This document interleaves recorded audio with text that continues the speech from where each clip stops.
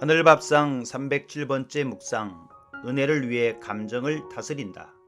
오늘의 주제, 헬라 여인은 자신이 개에게 비유되었는데도 반발하지 않고 예수님이 자기 딸을 고쳐주시리라고 믿었다. 유대인에게 개는 이방인을 낮추어 부르는 은어입니다. 수로보닉의 지역은 두로에 속한 것이요, 그 여인은 헬라인이자 수로보닉의 족속이니 이방인이요, 유대인들의 언어 습관대로 하면 개가 맞습니다. 그러나 이방인들이 자신들을 개에게 비유하는 것은 좋아했을 리 없고, 더욱이 면전에서 자신을 개라고 칭하는 것을 인정할 수 있는 여인은 찾아보기 어려울 것입니다. 예수님이 유대인들의 편견을 따라 그 여인을 개라고 불렀는지에 대한 논쟁이 있습니다. 예수님이 말씀한 개는 집에서 기르는 작은 개를 일컫는 말이니, 자녀에게 먼저 음식을 주어 배불리 먹게 하는 것이 합당하다 하신 것은 비유이지, 그 여인을 개라고 한 것은 아니다 라고 해석하는 것은 어색해 보입니다. 예수님은 이 여인을 분명 개라고 칭하신 것입니다. 그럼에도 이 여인은 반발하지 않고 자신이 개임을 자인했습니다. 이 여인은 상 아래 개들도 아이들이 먹던 부스러기를 먹나이다 라고 함으로써 이방인인 자신에게도 부스러기 같은 은혜를 베풀어 주시기를 간구했습니다.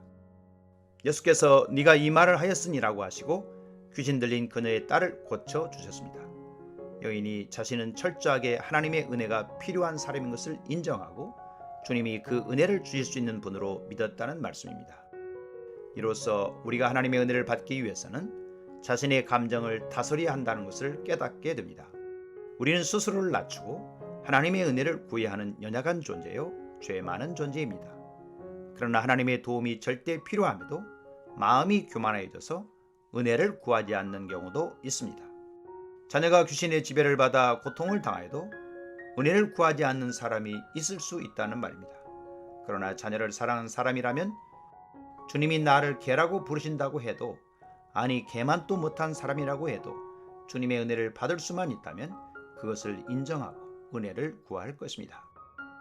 물이 낮은 곳으로 흐르듯 은혜는 겸손한 사람에게 임합니다. 겸손은 자신의 마음을 성령께서 감동해 주시도록 내어드림이 필요합니다. 성령께서 나의 생각과 감정을 주장해 주실 때 어떤 말씀에도 반발하지 않고 예라고 할 수 있습니다. 주님, 주께서 무슨 말씀을 하시든지 저의 감정을 내려놓고 순종하게 하소서. 오늘도 하삼 양문지기 고재윤 목사.